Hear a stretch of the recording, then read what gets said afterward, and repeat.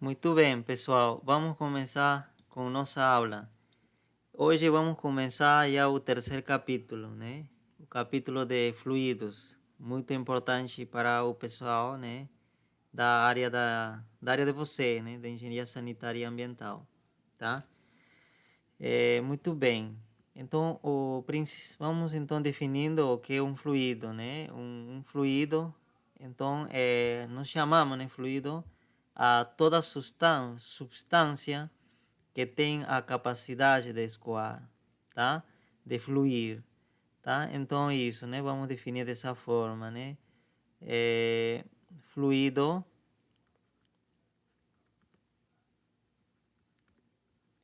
é toda substância, né? Que tem a capacidade de escoar.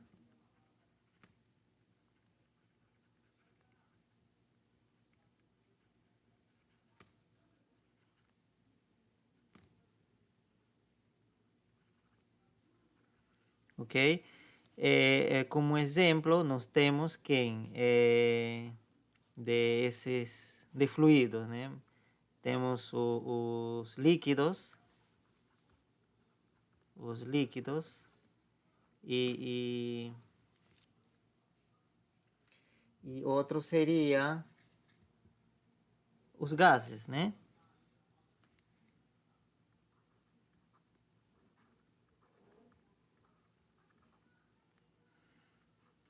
Tá certo? Os líquidos e os gases, né?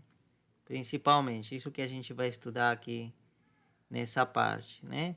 Na verdade, principalmente os líquidos e em alguns casos os gases, tá? Os líquidos dos dois tipos de fluidos, os líquidos são os mais fáceis de estudar no início, tá? A gente vai entender por quê. E os gases é um pouco mais, tem um comportamento mais caprichoso, tá? Muito bem, então. Vamos começar definindo o que seria a massa específica de um fluido, né? Massa específica.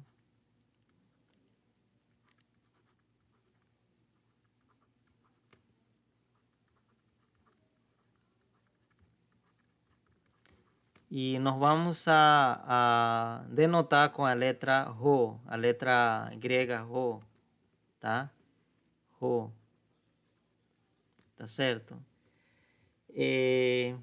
Então, a massa específica, tá certo, de alguma substância, esse conceito de massa específica não é somente para fluidos, também serve para sólidos, né, ou para substâncias que não sejam fluidos, né? Em geral, é um conceito bem geral, serve para qualquer substância.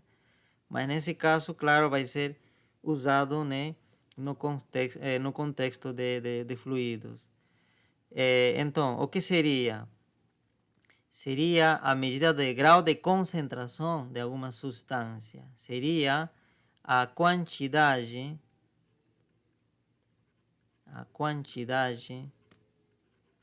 de massa por unidade, aqui por unidade de volume.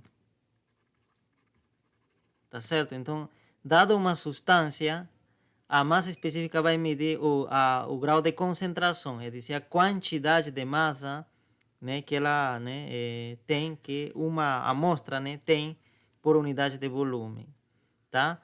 Então, as unidades, com certeza, né, da massa específica, tá certo? No sistema internacional, né, a unidade no sistema internacional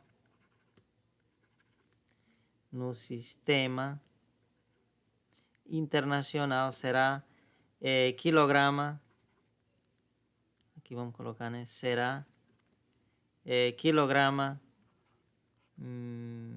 podemos colocar assim, metro cúbico, tá? Por quê? Porque justamente a massa específica é a quantidade de substância por, esse por significa divisão, né? quantidade de massa, né? Então, quilograma, né? Por é divisão, por unidade de volume, por volume. Então, esse daqui é unidade de volume. E esse daqui é a quantidade de massa, né? Que vai estar em quilogramas, né? Quantidade de massa. Tá certo? Então, matematicamente, que seria? Como se calcula? Nos calculamos matematicamente, né? Matematicamente será, então, ρ, né? Rho será, então, a massa da amostra, tá certo? Vamos imaginar que a gente pega, né? É um fluido, pode ser água, né? Água, tá certo? A gente pega um recipiente, né? Tá certo? Então, tem esse recipiente.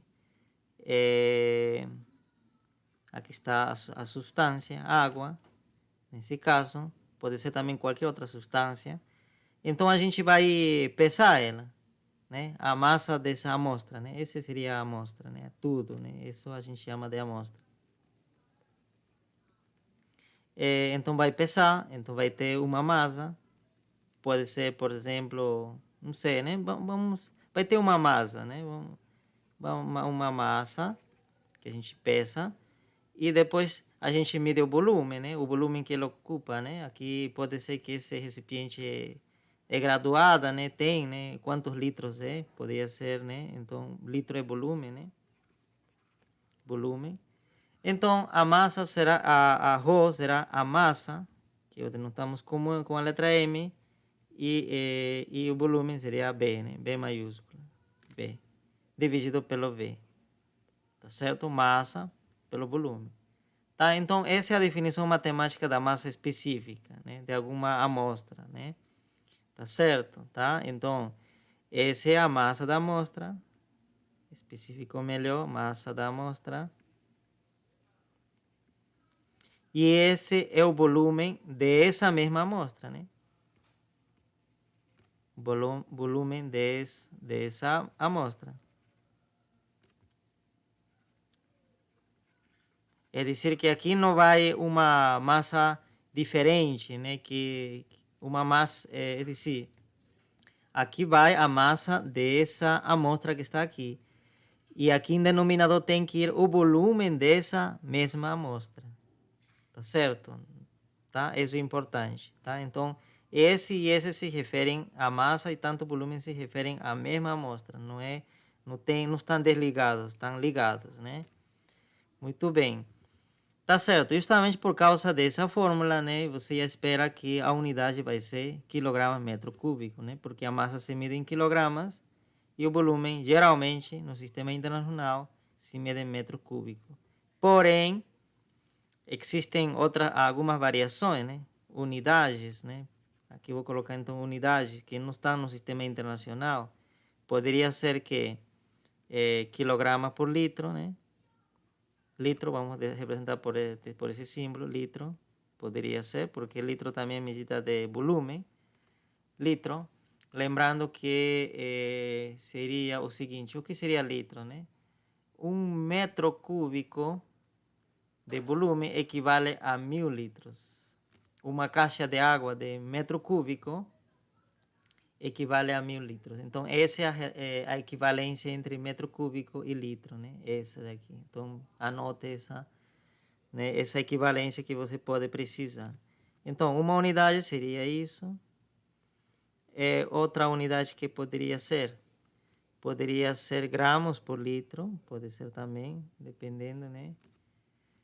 Que mais? Poderia ser também gramas por centímetro cúbico ou gramas por milímetro cúbico, tá certo? Então tem variações, dependendo, né, de que substância nós estamos tratando, né?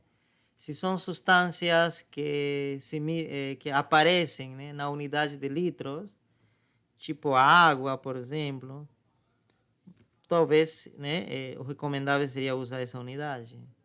Mas tem substâncias que aparecem mais, também medido em litros, porém a massa geralmente é bem mais leve, diz que não alcança quilogramas, senão se mide em gramas. É tipo um gás, né? Pode ser o gás, tem não é muito pesado, né? O gás, né? Um gás.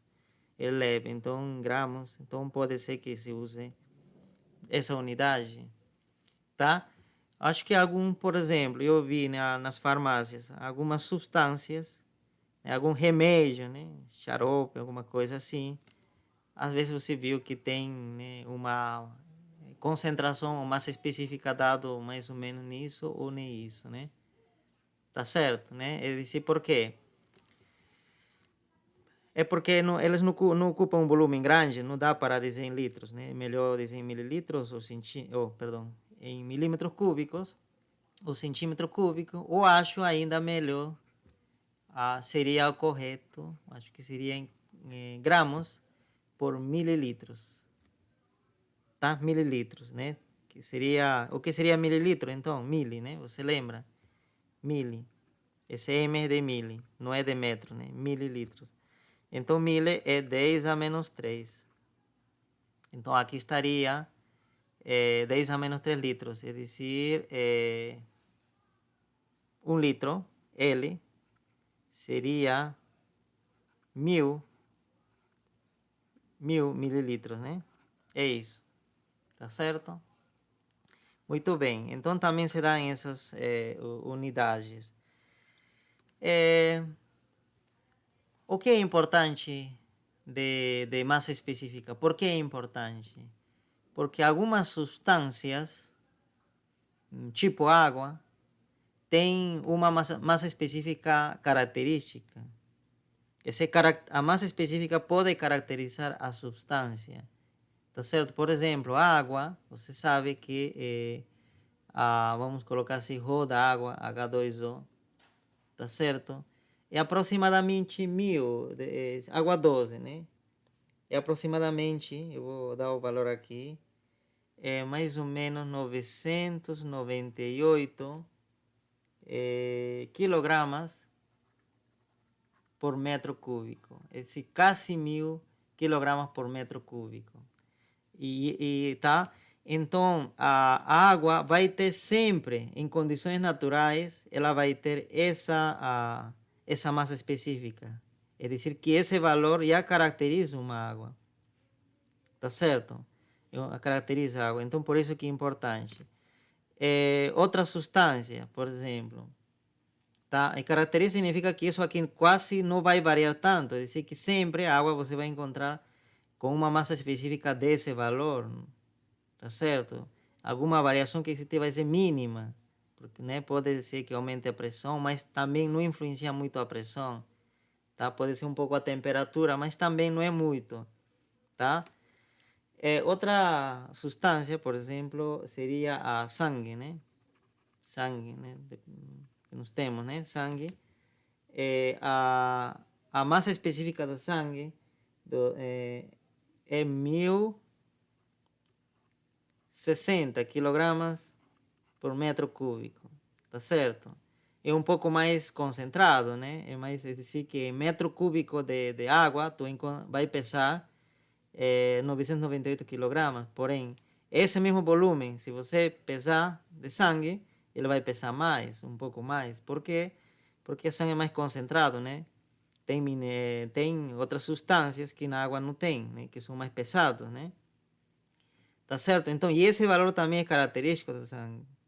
Tá? E não vai mudar tanto esse valor, né? Pode oscilar, mas não é tanto, é um valor de referência, né? Tá? Então, esses valores caracterizam que tipo de substância estamos falando, tá? Muito bem. Quando a gente estuda fluidos, a gente tem que separar em duas partes, né? A líquidos, que eu falei para você, líquidos, e outra parte, vamos colocar melhor aqui, líquidos e gases, né? Gases. Precisamos separar, né? E tem uma diferença importante aqui. Dos líquidos, nos líquidos, geralmente, se mudar as condições do ambiente, se aumentar a pressão, tá certo? Aumentar a temperatura, é aproximadamente constante. Não muda muito, aproximadamente constante. Dos líquidos, constante. Tá certo? Dizer, se você esquentar a água ou aumentar a pressão, mesma coisa com sangue, vai variar, mas não é tão grande. Vai tender a se manter constante. Porém, no caso dos gases, ela varia muito. Se você variar as condições do ambiente, aumentar a pressão ou diminuir a pressão, aumentar a temperatura varia muito. Então, isso é uma diferença bastante importante entre líquidos e gases. Você deve sempre considerar, né? Tá certo? Um exemplo do que acontece isso, né? Imagina que você tem algum recipiente, tá certo? Algum recipiente com um fluido, né? Aqui seria um êmbolo. Um êmbolo é algo móvel, né? Uma tampa móvel que você pode tem aqui, né? Que pode empurrar, né? Que pode descer. Esse objeto pode descer, reduzir o volume ou pode se expandir, aumentar o volume, né? Tá certo? Então, esse é o êmbolo aqui. Muito bem, vamos dizer que dentro temos um gás. Um gás, tá certo? Um gás. Então, se você empurrar esse êmbolo, o gás permite que esse volume diminua. Tá certo? É dizer que o êmbolo pode descer. Você pode aplicar uma força muito grande, né? Pode aplicar uma certa força, de modo que esse êmbolo desça. E o que vai acontecer é que o volume diminui, né? O volume diminui. Porém, a massa do gás não diminui, porque o gás não escapa, continua, né? Ele fica mais comprimido, né? Mais reduzido em volume, porém a massa continua sendo o mesmo. Então, o que significa aqui? Se a gente olhar aqui com a massa específica. Se a massa se mantém constante, que não falamos, mas o volume se reduz, o denominador diminui, significa que essa operação vai aumentar. Então, ρ aumenta, ρ cresce. Tá vendo? Então, cresce porque como as moléculas do gás vai estar mais um próximo do outro, né? Porque o volume vai ser menor, então o grau de concentração de massa aumenta. Tá certo, né? O ρ cresce. Então acontece isso, tá vendo? O ρ varia, né? Varia muito, tá certo? Então, isso acontece para os gases. Mas se a gente trocar isso por um líquido, tá certo? Líquido. Você pode fazer esse experimento também, né? Talvez em algum momento vocês vão fazer esse experimento no laboratório, né? Se fosse líquido, essa substância, por exemplo, água, tá? Água. Se você vai querer comprimir, não vai conseguir. Pode fazer o esforço que você queira, mas não vai conseguir mover esse êmbolo.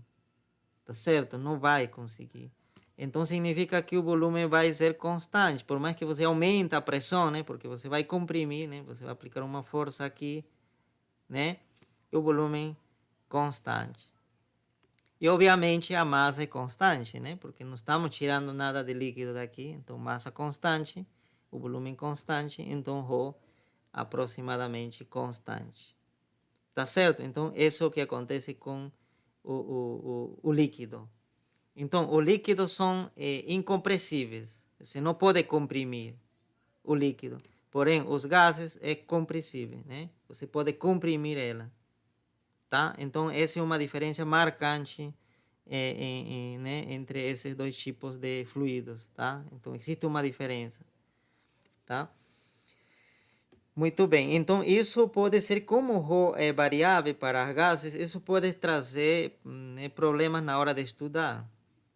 Porém, para líquidos, isso que ρ seja aproximadamente constante pode ajudar para poder estudar, né? Por isso que a gente vai começar estudando líquidos, tá? E vamos estudar principalmente líquidos. E em algum momento a gente fará algum comentário sobre os gases também.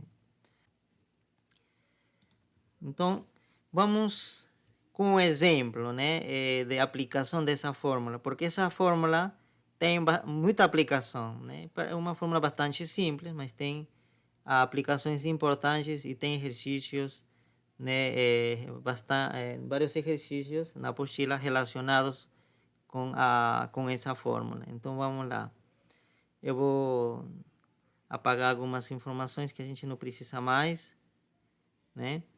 E vamos com algum exemplo. Por exemplo, vamos supor que você tem uma amostra, você vai doar sangue, tá certo? Doar sangue, e você doar, não sei, né? 1 litro, não sei se é exagerado, nunca teve experiência de doar sangue, mas vamos imaginar que você doa 1 litro, né? O volume é 1 litro, B, né? 1 litro. Não sei se é exagerado tirar 1 litro de uma pessoa, não sei, não tenho certeza. Aí você, né, tem a sacolinha, né? Professor, a Oi? título de curiosidade, é em torno de 400 ml que tira. No Eu máximo já fui 400. doadora. Em torno de 400. Muito obrigado, Cleota. Então vamos colocar 400 ml, né? Mililitros, né? Isso. Muito bem. Então nós temos esse que uma pessoa consegue doar, né? Pode, se tirar mais, pode a pessoa passar mal, né? Então, muito importante, né? Ok. Então agora queremos saber, e quanta massa tem essa amostra, né? A amostra seria isso, né? Que tem 400 ml. Então, qual seria a massa dessa amostra, né? A massa. Então, essa equação nos pode ajudar a responder isso. Por quê? Porque nós sabemos que a massa específica do sangue é algo característico, é decir, não é sempre esse valor, ou pelo menos tenta ser esse valor. Então, significa que nós conhecemos isso. E nós conhecemos o volume também dessa amostra, é decir, conhecemos isso. Então, encontrar a massa dessa amostra é simples, né? Por quê? Porque esse volume passa ao outro lado a multiplicar, então eu tenho M, já vou colocar no lado esquerdo já, porque é costume, né? Colocar a incógnita no lado esquerdo, então olha, M igual a ρ vezes volume. Tá certo? Então nós temos isso, precisamos multiplicar então a massa específica do sangue, que seria isso, então vamos colocar 1060 quilogramas metro cúbico, né? Vezes o volume é 400 ml. Muito bem. Agora falta somente simplificar, né? Claro, aí você diz, mas olha, aqui tenho unidade de volume em metro cúbico e aqui tenho litros. Como a gente faz? A gente pode usar isso. Tá?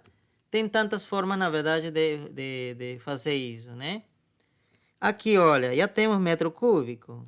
E não sabemos que metro cúbico, tiramos esse 1, tanto faz esse 1. Metro cúbico é 1000 litros. Então aqui colocamos, em vez de metro cúbico, nós podemos substituir por 1000 litros. Muito bem.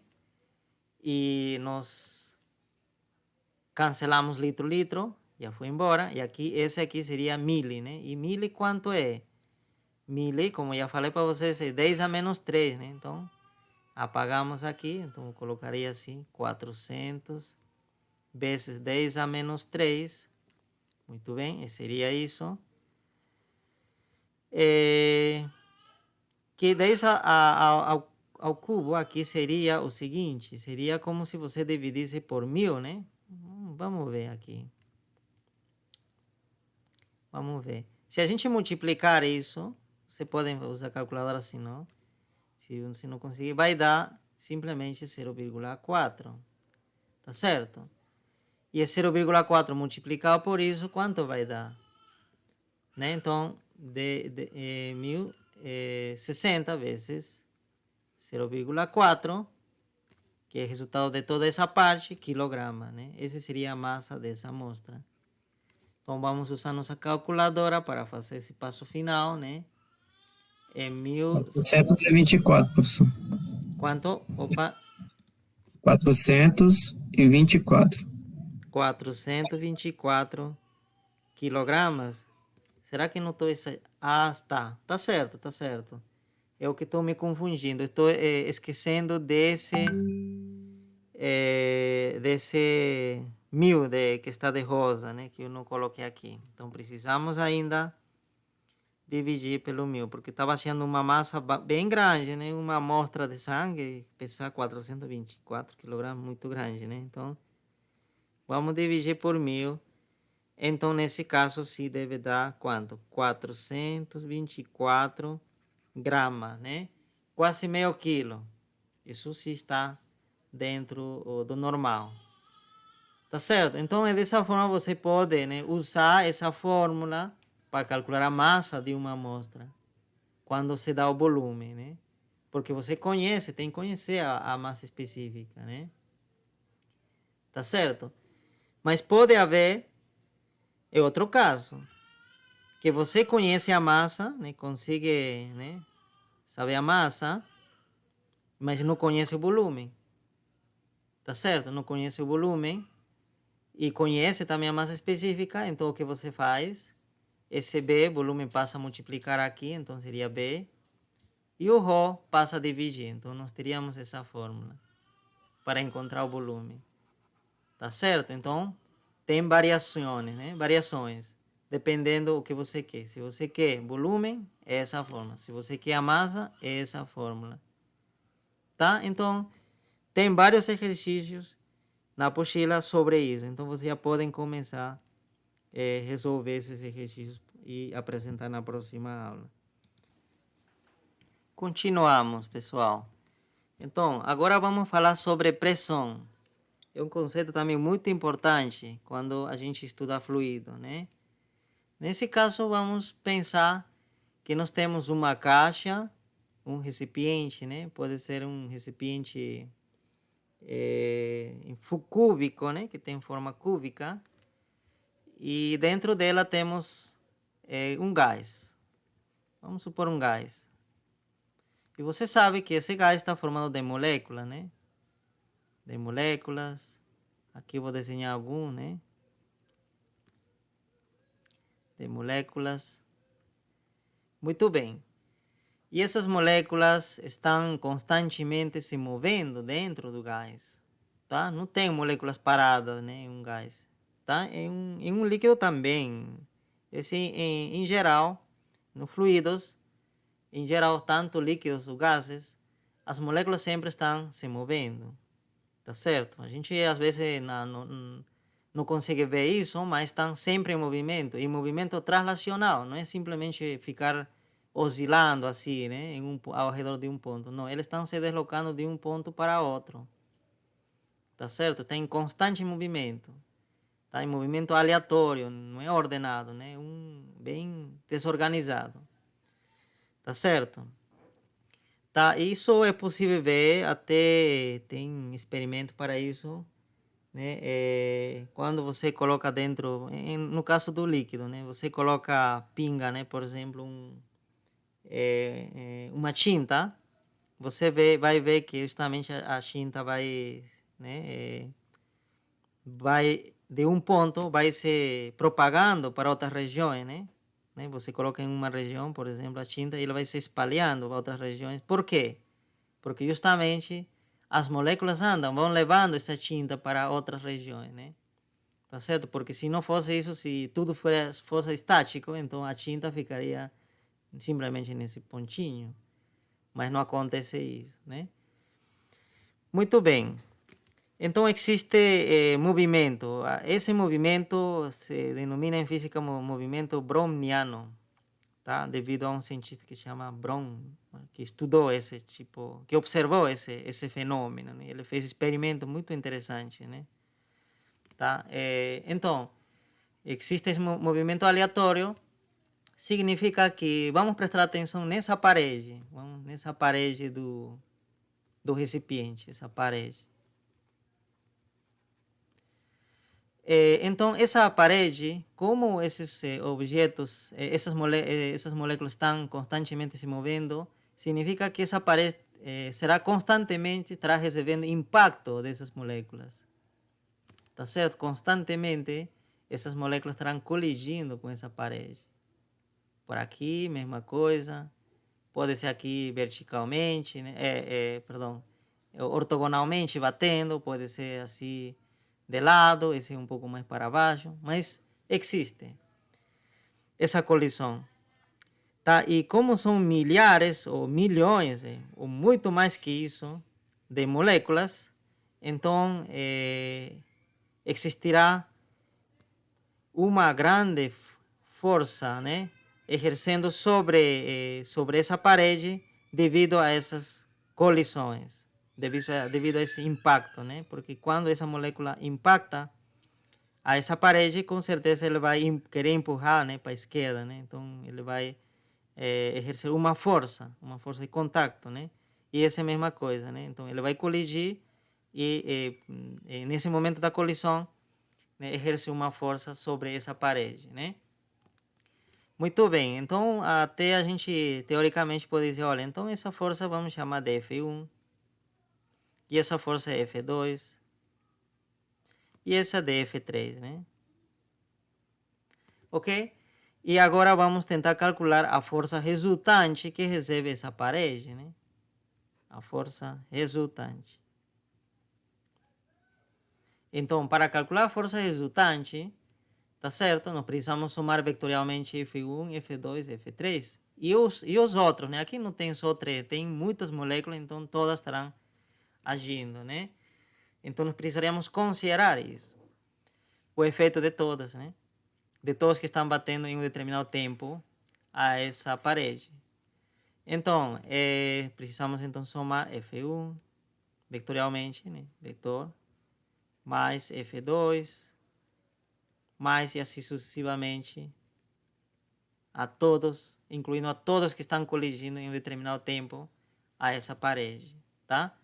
Então podemos dizer N, né? N em geral, né? Um número N que estão colidindo com essa parede. Não é todo, né? Não todos estão colidindo, né? Tem uma parte que está para a direita que não estão colidindo. Aqui seria N, seria somente aqueles que estão colidindo nesse tempo, né? Em um tempo determinado, né? Vamos dizer que a gente congela, né, nesse tempo e a gente estuda. Muito bem, mas a única força que nos interessa aqui seriam as forças que seriam perpendiculares à parede. Quer dizer que formem 90 graus, como nesse caso. Seria a única força que nos interessa. Por quê? Porque essa força, aquela que vai empurrar a essa parede, você vai poder deslocar essa parede, né, se for suficientemente forte, tá? Então, nesse caso, por exemplo, está inclinado. Então, não é toda essa força, né? O que nos interessa simplesmente seria a componente ortogonal, somente essa parte da força. Então, a essa componente a gente vai chamar F1, isso, somente essa componente ortogonal. Isso que nos interessa. E por que não nos interessa a outra componente, essa, né, tangencial a parede? Por quê? Porque ela não vai mover a parede, né? Não vai ter capacidade de mover a parede, tá? Então isso, não nos interessa isso por enquanto, né?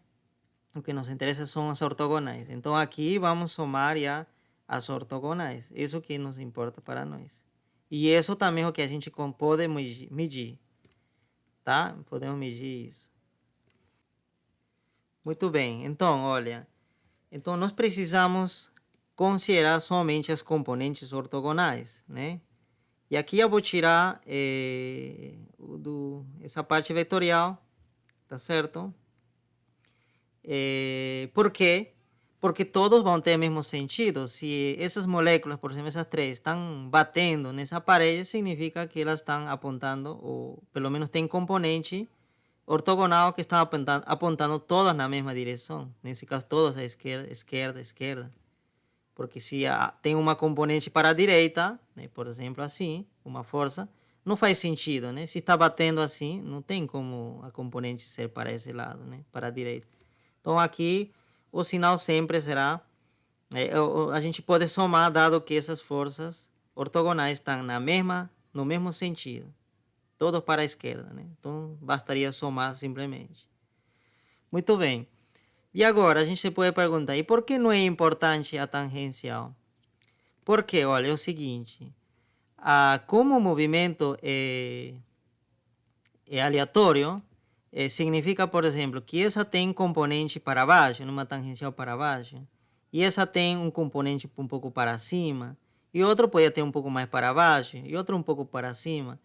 Então, pode ter forças tangenciais um pouco para cima, ou pode ter para baixo, para cima ou para baixo, assim. É aleatório.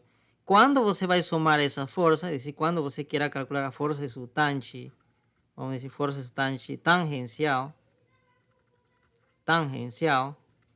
como essa, não todos estão alinhados, esse não tem o mesmo sentido, isso vai dar aproximadamente zero. Zero. ¿Por quê? Porque, por exemplo, esse com esse se podem anular, e esse com esse se pode anular, e esse com esse se podem anular. Tá certo? Devido a essa aleatoriedade, né, que existe no movimento dessas moléculas. Porém, na direção ortogonal não acontece isso, porque as componentes sempre serão, né, apontando a parede, né? Tá certo? E isso acontece em qualquer direção. Pode ser assim, pode ser em relação em qualquer parede, né? Quando a gente considera a força sobre essa parede, teria que ser ortogonal, simplesmente ortogonal, tá? E é isso, né? Então, por isso que a gente já não fala da força resultante tangencial, senão da normal, né? Normal, ortogonal, né? Normal ou ortogonal.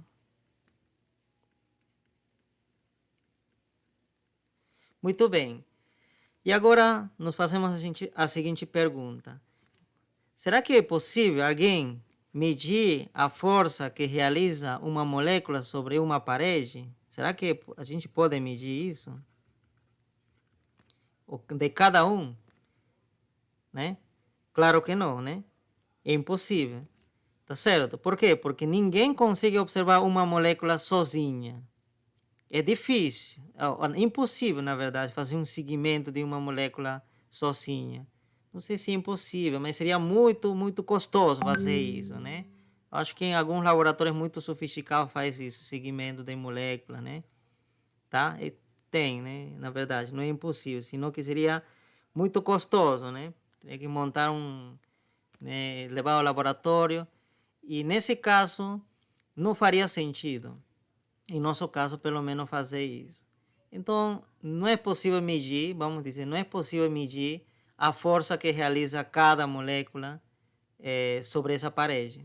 Não é possível medir. Até por quê? Porque não seria somente um que vai bater essa parede, seriam milhões, bilhões de moléculas que bateriam essa parede. Então, você vai fazer seguimento de cada um? Impossível, né? Isso sim seria impossível. Talvez fazer seguimento de uma única molécula pode ser que seja possível, né? Mas fazer seguimento de 1 bilhão de moléculas, né? E calcular cada uma dessas forças é impossível e desnecessário, né? Para nosso caso. Então, a gente não vai determinar individualmente cada uma dessas forças. Senão, a gente vai medir quem? A força resultante. Isso sim, é possível medir. É possível medir, tá certo? Como? Você poderia, né, colocar algum sensor, né, de força, e você vê quanto está empurrando essas moléculas a essa parede, né? Tá certo? Você poderia determinar isso, tá? Você poderia colocar algum aparelho que mide a força, né? Tá? Que a parede está com que força essa parede está sendo empurrada para a esquerda, e pronto, essa seria a força resultante, né? Tá certo? Então, muito bem. E agora falamos da força, né? Da força resultante. Seria então a soma de todas as forças ortogonais que realizam as moléculas, né? Que é provocado pela colisão das moléculas com essa parede. E aí você diz, mas e isso o que tem a ver com pressão? É o seguinte, imagina que agora Você calculou a força sobre toda essa parede, mas agora diz, eu não quero sobre toda essa parede, eu quero somente na metade, por exemplo. Eu quero uma força somente aqui, mas já não quero medir. Tá certo? Já medi sobre toda a parede, mas já agora não quero fazer a medida, né, experimental para poder saber essa força que está sofrendo essa parte azul, né? Vamos dizer, né, uma força que ele estaria sofrendo. Quanto seria, né, por exemplo? Quanto seria? Sobre toda a parede a gente mediu, né? Vamos dizer, vamos chamar de linha isso, e sobre toda a parede vamos chamar de F, sobre toda essa parede, né? F. Com certeza deve ser maior, né? Porque sobre toda a parede. Tá certo? Isso nós medimos. Então a gente sabe isso. E com essa informação nós queremos saber aqui. Tá certo? Ou pode ser na quarta parte, né? Ou simplesmente alguma porção dessa parede. Que força está sofrendo essa porção? Então aí que justamente entra o conceito de pressão. Então, o que seria a pressão? Vamos definir então. Seria a medida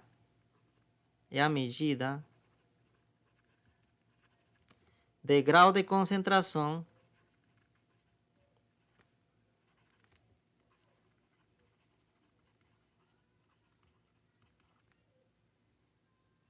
aqui é concentração com esse mesmo, pessoal, me ajudem aqui, eu estou em dúvida.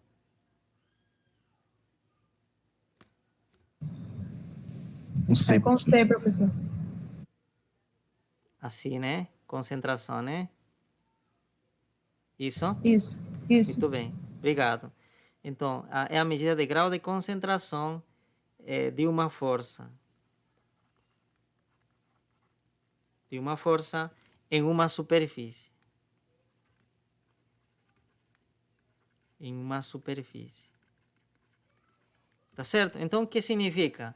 Que a pressão é quanta força se está realizando sobre essa parede por unidade de área. Por unidade de área. Porque seria, olha, medida de grau de concentração, né, de força. Decía força em uma superfície, né? É como se mide superfície por área. Então, matematicamente, a pressão seria o seguinte, seria a força total que está agindo sobre uma determinada superfície, por exemplo, sobre essa parede, né, dividido pela área.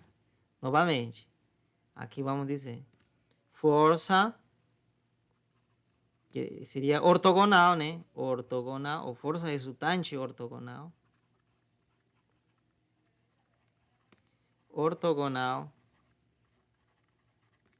agindo sobre a parede A. Sobre a parede A. E esse daqui seria a área dessa parede. A área dessa parede. Tá certo? Tá? Essa seria a força total sobre, né, essa parede, e essa seria justamente sua área. Muito bem, então essa é a medida da concentração. Qual seria a unidade da pressão? Qual seria a unidade da pressão? Então, né, unidade da pressão. Então seria, olha, força, Newton, e força, né, se mide em Newton, e área se mide em metro quadrado no sistema internacional. Esse aqui seria no sistema internacional. Tá certo? Newton por metro quadrado. Mas a gente vai chamar isso de Newton metro quadrado de Pascal. A tudo isso a gente vai chamar de Pascal. PA, simplesmente. Primeiro maiúscula, tá? Maiúscula primeiro, e esse daqui minúscula, Pascal. Em homenagem a um cientista chamado Pascal, né? Tá certo? Então, Pascal, então é a unidade no Sistema Internacional da Pressão. Então, vamos imaginar que eu tenho, vamos supor que nesse caso, nessa parede, vamos dizer que nossa área fosse a área de toda de toda essa parede, por exemplo, fosse 1 metro quadrado, vamos dizer, 1 metro quadrado, tá certo? E a força resultante que age, que a gente mediu, seria, por exemplo, 800 newton. 800 newton, tá certo? A gente mediu e deu esse valor. Então, quanto é a pressão? Tá certo? Porque essa força está agindo sobre toda, não é um único ponto que está agindo essa força, né? Você sabe, olha, não é um único ponto que aparece força, aparece em todo lugar da superfície dessa parede, né? Porque aqui está colidindo em qualquer lugar. Então, essa força F 800 newton está distribuído sobre toda essa parede, tá certo? Claro, a gente pode considerar distribuído uniformemente, tá certo? Então, significa que essa força, vamos substituir aqui, então seria 800 newton sobre toda a parede, distribuído sobre toda a parede, e dividido pela área, que seria 1 metro quadrado. E nós temos quanto? 800 newton metro quadrado, e seria esse daqui que a gente chamou de Pascal, então nós temos uma pressão de 800 Pascal. Significa então que a pressão sobre a parede, devido a esse gás, é 800 Pascal. Tá certo? E agora a gente diz, olha, como inicialmente estava falando para você, agora eu quero saber quanta força age sobre essa parede, ou parte dessa parede de açúcar, eu marquei de açúcar. Imagina que a área dela vai ser menor, né? A linha, vamos dizer que seria, que era 1 metro quadrado todo, né? Todo, então vamos dizer que esse seria 0,1, por exemplo, 0,1 metro quadrado, por exemplo. Tá em uma parte, não é a metade, vamos dizer que é menos. Tá certo? Metro quadrado. Metro quadrado. Então, quanta força está agindo sobre essa porção, né, de parede? Então, para isso que já é necessário a definição da pressão. Isso daqui. Tá certo? Para isso que serve a pressão. Para poder calcular força sobre porções de superfície, né? Tá certo? Então, vamos lá. Então, olha, nessa superfície, essa superfície tem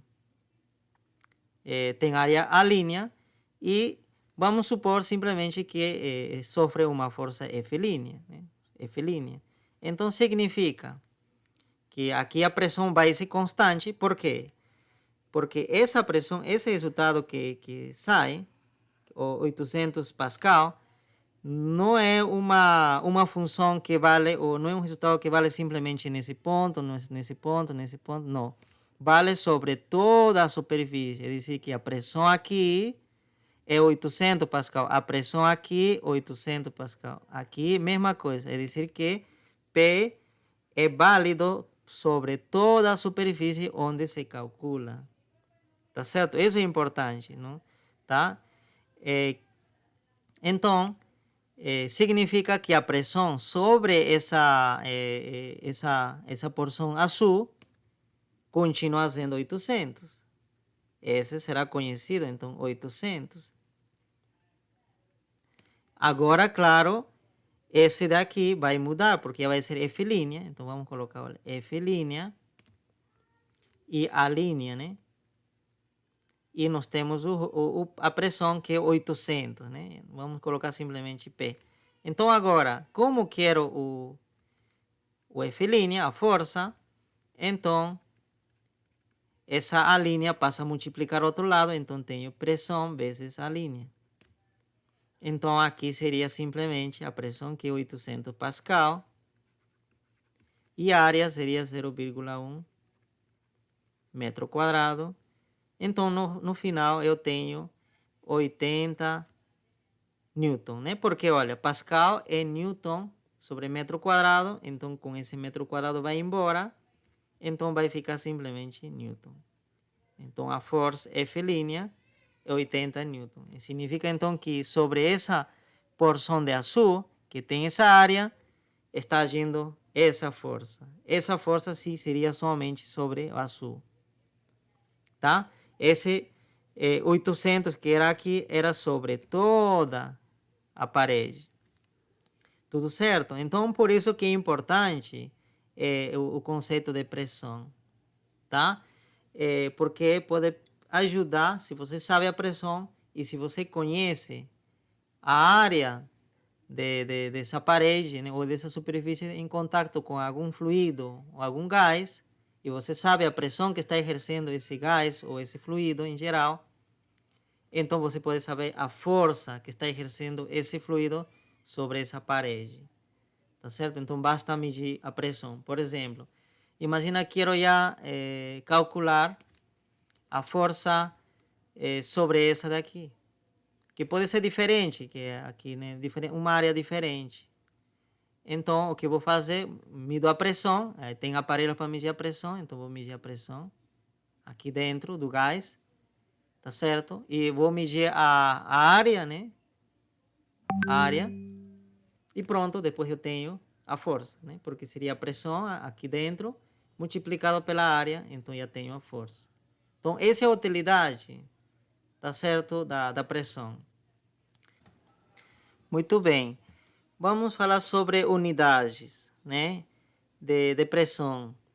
Então, eu falei que a unidade no sistema internacional seria o Pascal, né? Falei, esse é mais importante, Pascal, né? Que seria Newton metro quadrado, né? Que eu falei para vocês. Mas também tem outras unidades. Por exemplo, uma atmosfera, que simplesmente chamamos de ATM, atmosfera, tá? Esse, atmosfera. O que seria a atmosfera? Seria a pressão atmosférica. Tá certo? Mas você diz, mas que é pressão atmosférica? É a pressão que está no nosso entorno. Tá? Porque nosso entorno, né? Nós estamos aqui na superfície da Terra. Tá certo? A nossa atmosfera, aqui, né? A atmosfera, né? Aqui tem gás, né? Tá certo? Tem gases, fluido, né? Então, esses fluidos, se você colocar alguma, por exemplo, vamos dizer, você colocar alguma parede, né, uma caixa, por exemplo, vamos dizer uma caixa aqui, tá? Uma caixa fechada, por exemplo, uma caixa fechada. Então, as moléculas do ar, como já expliquei anteriormente, como nesse caso, estão colidindo constantemente com a parede, nesse caso por fora, né? Porque a gente está falando da atmosfera, né? Então, estão colidindo constantemente a parede desse recipiente, né? Pode imaginar isso uma garrafa, PET, né? Tá certo? Estão colidindo, estão batendo. E, então significa que eles vão exercer uma pressão, né? Porque você lembra que a pressão seria, vamos dizer, sobre essa, né? Vamos analisar sobre essa parede, né? Então a pressão seria, como podemos medir? Seria a força líquida, a força resultante ortogonal, dividido pela área. Então existe, como existe uma força, claro, como estão batendo, né, aqui, vai existir uma força, existe área, então existe uma pressão. E essa pressão, exercida pela atmosfera, a gente chama de pressão atmosférica. E esse é um valor característico, tá certo? Não muda tanto. Muda um pouco com a altitude, né? Você sabe, né, que a gente subir, por exemplo, nas cordilheiras, né, a pressão cai um pouco, né? Tá certo? Mas se você se mantém ao mesmo nível, a nível do mar, né? Em relação ao nível do mar, se você mantém a mesma altura, a pressão é quase constante, não varia tanto. Tá certo? Tem uma pequena oscilação, mas é aproximadamente constante. Tá certo, né? É justamente essa pressão, tá certo? Eu vou colocar primeiro quanto vale para você ver que não é pouca coisa.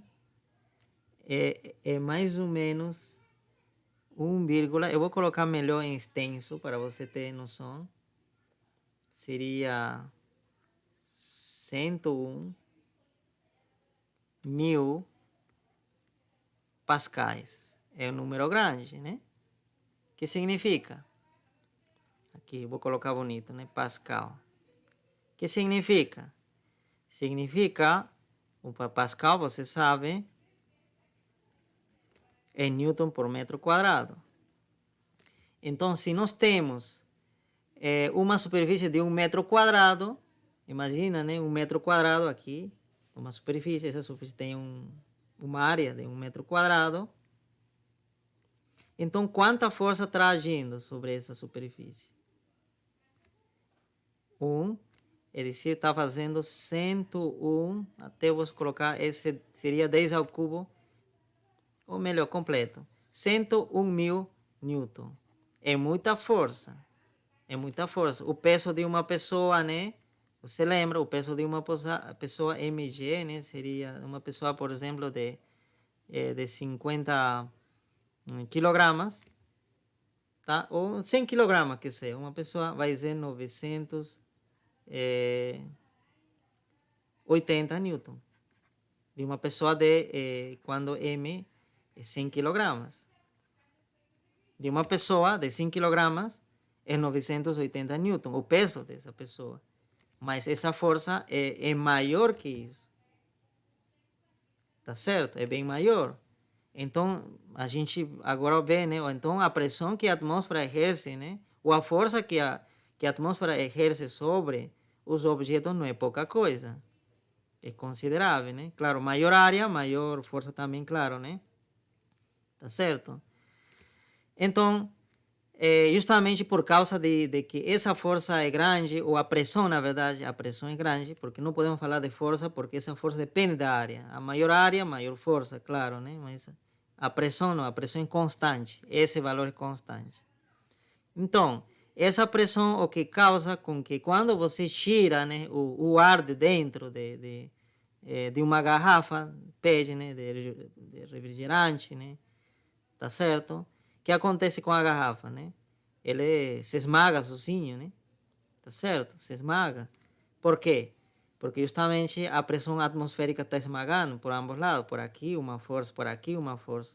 E aí acontece isso, porque não tem dentro gás para poder compensar essa força.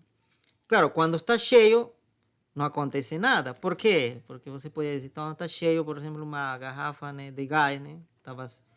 Não tem conteúdo líquido, né? Líquido, porém tem gás, né? O gás da atmosfera mesmo. Então, essas moléculas também estão batendo com as paredes. Então, se por fora, nesse caso, está agindo essa força, por dentro, está agindo a mesma força. E como sei que é a mesma força por dentro? Por quê? Porque dentro a pressão vai ser a mesma, que seria um ATM, e a área é a mesma também, 1 metro quadrado. Tá certo? Tá? Então, quando vou calcular, vai dar a mesma coisa. Tá certo, né? É dizer, tanto pela capa, né? Imagine essa parede, né? Então, tanto pelo lado interior é a mesma área e tanto pelo exterior é a mesma área. Estamos falando somente dessa parte, não estamos falando do resto. Tá certo? Então, acabam se compensando, né? Aqui tenho uma força desse valor por fora e esse de verde por dentro, então aí se compensa, então a parede da garrafa não se desloca, né? Então não se comprime. Mas quando você tira esse gás, aí você sabe o que acontece, né? Acaba ganhando isso e aqui dentro, né, não tem essa força, diminui, né, cai, então se comprime, né? Muito bem, então é uma aplicação já dessa fórmula, né, que apresentei para você, né, que a pressão seria a força sobre a área. Ok? Então, uma atmosfera é isso, esse valor, um número grande.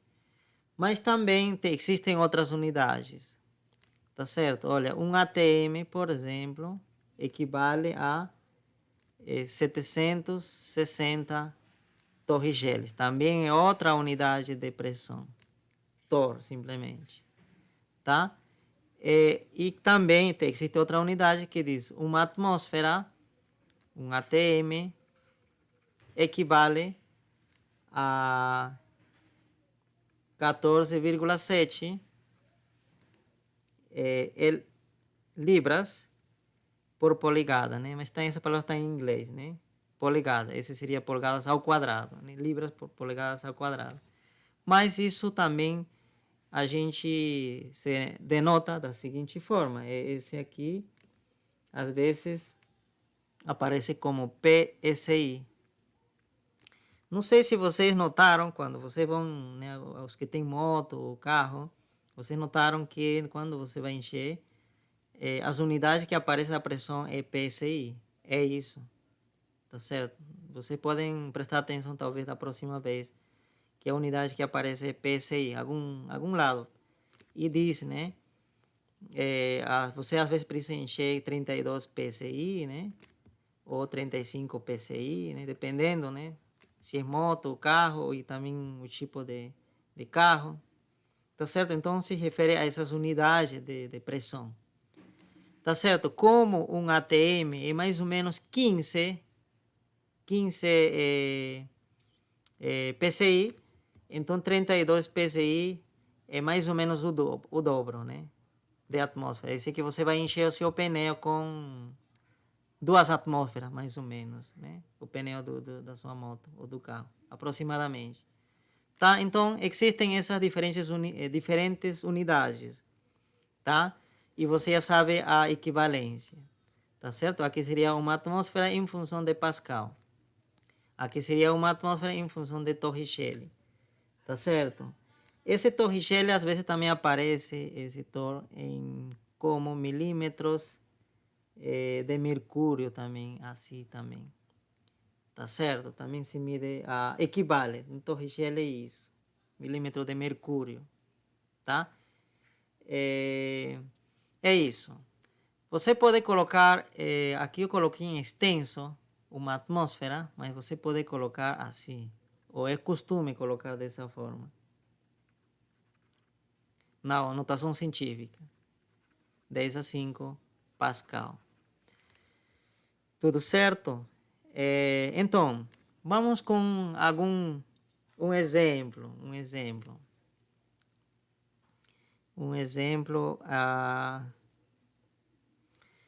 Vamos supor que você está em um submarino. Aqui vou colocar a forma qualquer. Mas o submarino tem uma porta, né? Tá certo? Tem uma porta aqui.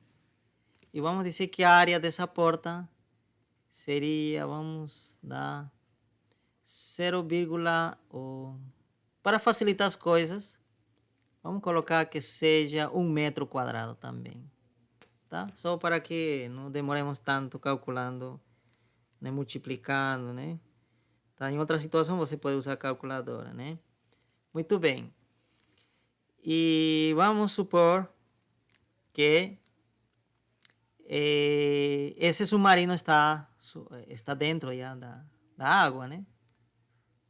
Está na profundidade, né? Aqui, H2O. Tá certo? Talvez dentro de um lago, né? Mas enfim. Mas vamos supor que a pressão aqui fora, nessa parte, nesse entorno, a pressão, vamos dizer, né? A pressão fora, tá? Nessa parte, seja, vamos dizer, 5 ATMs, 5 atmosferas, tá certo? E dentro, claro, como tem pessoas aqui, né?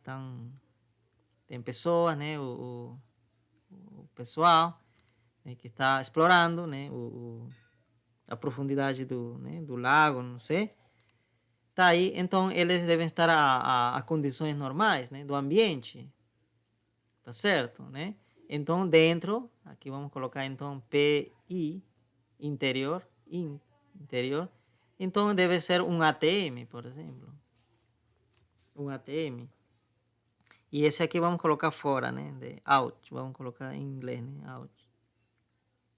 Fora, né? 5 ATM. Muito bem. Agora, imagina que deu algum problema e eles precisam abrir essa porta aí, né? Abrir essa porta, né? Para fora, tá? Então, o que queremos saber é com quanta força, minimamente, ele conseguiria abrir essa porta. Tá certo? Essa força mínima, né? Que vamos chamar F. Tá? Um exercício simples, né?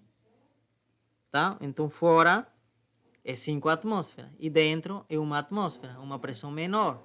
Significa que a pressão fora é maior, portanto, está empurrando a porta para dentro. Né? Para dentro, porque a pressão maior. E vamos calcular, então, quanta força exerce. Vamos apagar essa parte aqui. Tá certo? Vamos apagar.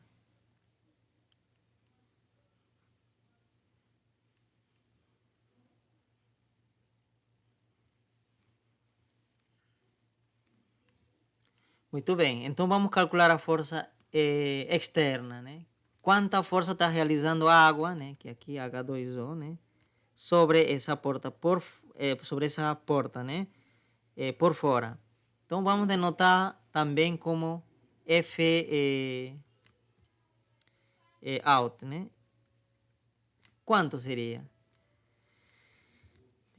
Seria o seguinte, aplicando essa fórmula. O que nós precisamos? Primeiro queremos saber, né? Queremos força. Nós temos pressão? Temos. Temos área? Temos. Então, o que seria? Seria, então, a força out igual a pressão out também, né? Fora, vezes essa área A. Tá certo? Então, multiplicamos aí. Então, seria, né? Pressão 5 atm. E a área, 1 metro quadrado. Então, aqui vai dar 5 atm vezes metro quadrado. Claro, isso precisamos ainda transformar, né, no sistema internacional, mas vamos deixar por enquanto assim mesmo, assim. Tá certo? Muito bem, então já sabemos que seria, né, a força externa é 5, essa unidade estranha, que ainda não sabemos quanto é. É uma unidade estranha de força. Com certeza vai dar força aqui. Unidade estranha de força, né? Unidade de força, vamos colocar. Muito bem. Agora vamos por dentro. Tá certo?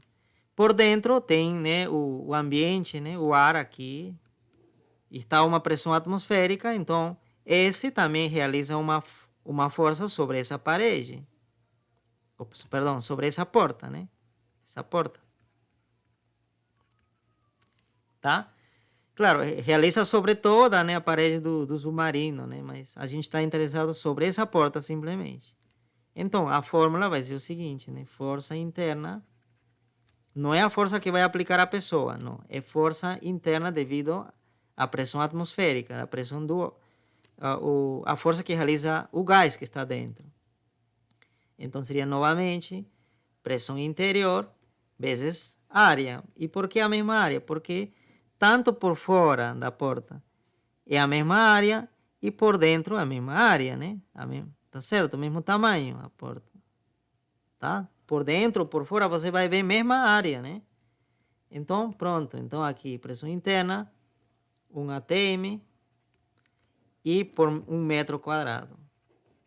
Então, você tem agora 1 vezes 1 atm metro quadrado. Então, novamente, tem essa unidade estranha de força, né? Essa é a unidade de força também.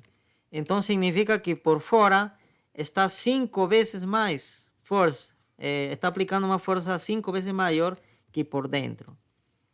Tá? Se essa pessoa, se esse, né, esse senhor quer abrir essa força interna, devido... Aqui vamos separar. Essa seria a força que vai aplicar o senhor, tá? E o de amarelo eu vou colocar a força que já exerce a pressão atmosférica, né? Então, aqui seria Fin. Esse amarelo é devido ao gás, né? Devido a essa pressão. Então, já tem essa força.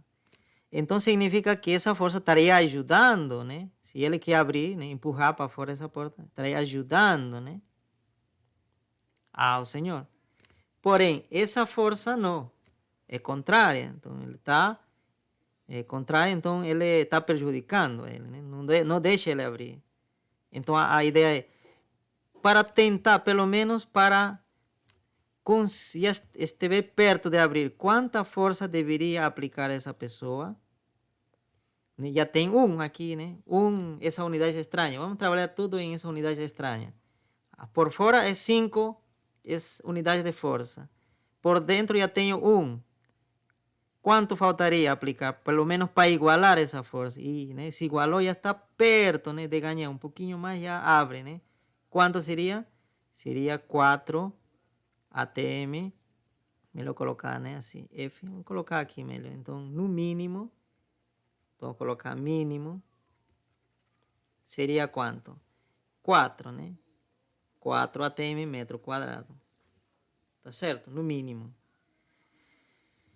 Ok? Porque se somando esse 4 ATM mais esse 1 que está aqui, pelo menos já compensaria os 5. Tá certo? Então, se ele aplicar, por exemplo, os 5 aqui, já ganha, né? 5 mais esse 1 que está aqui, 6, já acaba abrindo, então. Tudo certo? Então, aí que tem essas aplicações, por exemplo, dessa fórmula, né? Nessa situação. Eu acredito que tem exercício desse tipo mais na frente, tá? Muito bem, pessoal, né? Surgiram algumas perguntas, né? Muito bem. Nesse exemplo que eu di, ainda não considerei o que acontece com a profundidade, né? Não estamos ainda incluindo a que profundidade é esses 5 atmosferas, né? A gente não sabe, mas nós sabemos que daqui a pouco a gente também vai estudar que à medida que a gente se aprofunda mais na água, a pressão aumenta. Aqui na superfície da água, esse aqui vamos dizer que seria a superfície do lago, né? Então aqui esse é o lago, vamos dizer Lago Tucuruí, por exemplo, né? Aqui então na superfície a pressão é 1 atm. E a gente até coloca P0 porque esse vai ser um valor de referência. P0, sempre vamos chamar a pressão atmosférica de P0. Então, 1 atm. Então, à medida que a gente vai afundando, esse submarino vai afundando, com certeza a pressão ao redor dela também vai mudando, vai aumentando. Por exemplo, se estava em essa profundidade, por exemplo, pode ser que seja 2 atm, a uma certa profundidade. Mais para baixo, 3 atm. E mais para baixo, já 4 atm, 5 atm, nessa profundidade 5 atm. Se ele continua descendo, né, mais para baixo, então já será, a pressão será 6 atm. E assim, ela pode continuar, né, até onde der, e a pressão vai continuar aumentando, tá certo? E vai depender somente da profundidade, tá? Então, isso daqui a pouco eu acho que posso comentar um pouco já sobre isso, né? Então, por enquanto, nesse exercício, o que eu coloquei foi simplesmente que a pressão a gente já sabia. A gente mediu, tá? A uma determinada profundidade, a pressão é isso. E queríamos saber com que força eu preciso empurrar essa porta para poder abrir, né? Tá? Só para abrir. Agora eu não sei o que vai acontecer aqui, né? Com certeza a água, quando abrir, a água vai entrar e é outra coisa, né? Mas quanta força precisamos, né? Para abrir essa porta. Muito bem, pessoal. Então, vamos agora falar sobre a pressão hidrostática, né? Muito interessante, né? Eu acredito que vocês já têm noção sobre isso, né? Mas vamos escrever a equação corretamente. Então, como diz o nome, essa pressão, né, aparece dentro dos fluidos, né, nesse caso hidrostática, dentro da água, né, tá? Dos líquidos, em geral, acontece isso também, né, mas aqui coloquei hidrostática. Mas quando está em repouso, é decir, precisa esse líquido estar parado. Não pode estar em movimento. Se está em movimento, já o que vou falar aqui, o que vou escrever aqui, já não vai se cumprir. Tá certo? Então, aqui é importante que você note que o líquido, vamos estudar o líquido principalmente, não se aplica para gases, é líquido parado. Tá certo? Líquido parado. Muito bem, e vamos denotar essa pressão hidrostática também como P. Então vamos já apresentar essa pressão hidrostática. Muito bem, vamos dizer que essa é a superfície de um lago, né? Eu falei, o Lago Tucuruí, por exemplo, né? Lago Tucuruí. Muito bem, já falei para vocês que a pressão no nível do lago, tá certo? É uma atmosfera. Tá certo? E sempre a gente vai chamar simplesmente P0 aqui, tá? P0. Então, à medida que a gente vai afundando, fazendo medida, né? Vai descendo, a gente sabe que a pressão vai aumentando, vocês já sabem. Então, a gente quer saber, e a pressão a uma profundidade H? Quanto vale? Se essa profundidade, a gente, em geral, né? CH, profundidade. Profundidade. Tá? Nesse caso, o H é positivo, tá, pessoal? Está para baixo, né? Que a gente estava acostumado, né? Dizer que para baixo é negativo, mas aqui H eu vou considerar como positivo, tá? É positivo, tá? Está para baixo é profundidade, mas por definição vai ser positivo. Então, se estamos a uma profundidade H, o que vai passar? Então, a pressão nesse ponto pode se demonstrar, que isso, né, se demonstra, eu posso demonstrar na próxima aula, porque vai precisar um pouco de tempo, que a pressão vai ser o seguinte, a pressão aqui na superfície da água, mais a massa específica do fluido, nesse caso aqui, né, nesse caso da água, ou pode ser qualquer outra substância, poderia ser também óleo, podia ser álcool, né? Claro, não? Álcool, tá? Pode ser qualquer líquido, tá? Líquido. Então tem que ser o ρ desse líquido, né? Tá certo? Vezes o G. O G de quê? O G que vocês já conhecem. 9,8 metros segundos ao quadrado. Importante, você tem que usar 9,8, não vamos usar 10, né? 9,8. Então, vezes a profundidade. Tá certo? Vezes a profundidade. Como falei, a profundidade positivo, nesse caso. Então, olha, esse valor é positivo. Esse G é positivo, como você está vendo. O ρ, por definição, é positivo, claro. E H também é positivo. Então, tudo isso é positivo. Tá certo? Então, à medida que... Claro, H é positivo, mas pode variar, né? Pode, né? À medida que a gente vai descendo aqui, né? Vai aumentando o H. O ρ não, o ρ se mantém constante, né? Para os líquidos. E G também constante. Né? Claro, se a gente não descer tanto, né? Mas para o Lago Tucuruí, eu acho que o G se mantém esse valor, 9,8. Tá? Então, essa parte é constante, mas o H é variável. Mas tudo isso é positivo sempre. Então, significa que a pressão aqui embaixo será maior que aqui de cima, porque já era P0 aqui, mas pela profundidade vai acrescentar-se isso. E a maior H, mais ainda. Então, aqui, se a gente observar a função P, né, em função de H, que tipo de função é? É uma função linear, né? Linear, tá certo? Linearmente, né? Se a gente duplica, não sei, talvez possa falar uma coisa errada, melhor não vou falar disso. Vamos ver melhor o gráfico. Acho que talvez fique mais interessante e podemos chegar a algumas conclusões interessantes. Vamos ver. Vamos então graficar aqui P, a pressão para cima e aqui a profundidade. Como se vai comportar, né? Então, olha, aqui a profundidade 0 significa que estamos aqui. H0 é esse daqui. O nível do lago, né?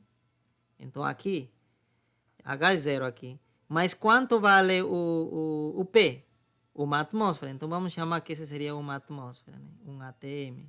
P0, né? Vamos colocar simplesmente P0. Então, a pressão é P0. Justamente, olha, se H é zero, se anula tudo isso e a pressão é P0.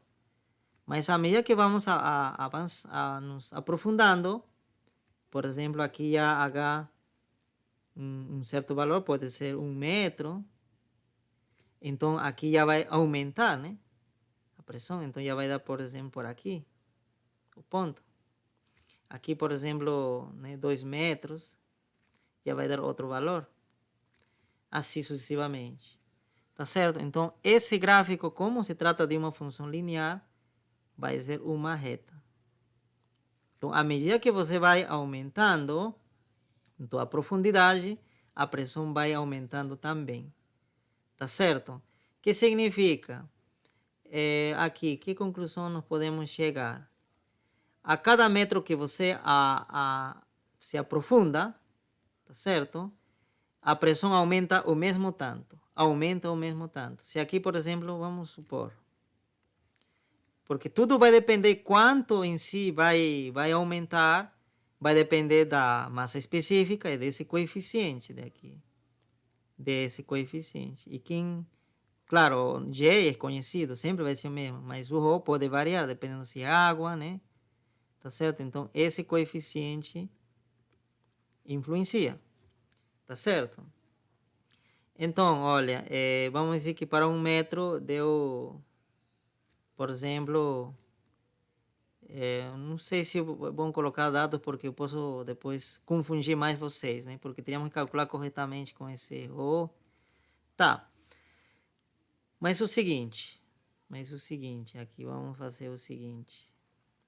Essa parte aqui faço e essa parte também faço assim.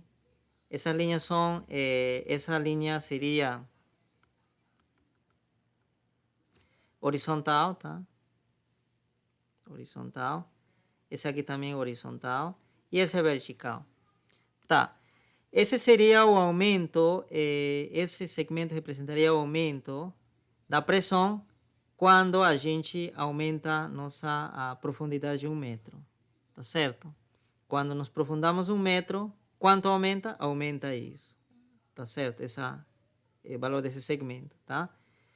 E quando acrescentamos mais outro metro,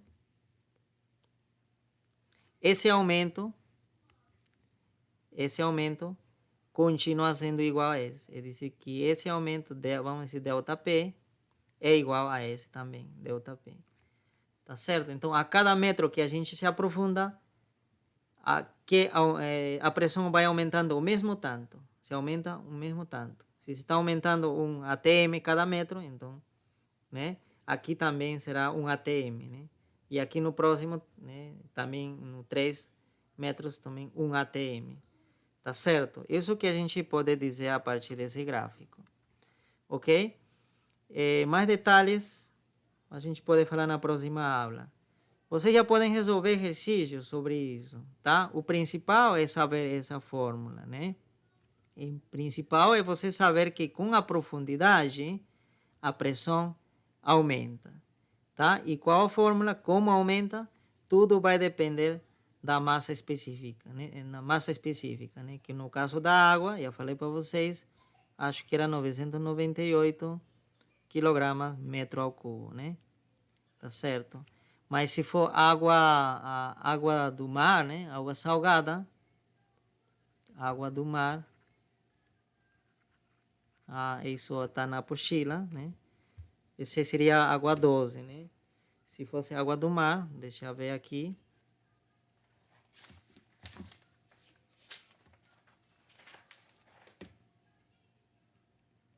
Seria 1024 quilogramas metro cúbico. Tá? A água do mar é um pouco mais é mais concentrado, né? Tem maior massa específica. Por quê? Porque tem minerais, né? Tá certo? Tem sujeira também, né? Geralmente esse aqui é água um pouco mais limpa, né? Tá certo, pessoal?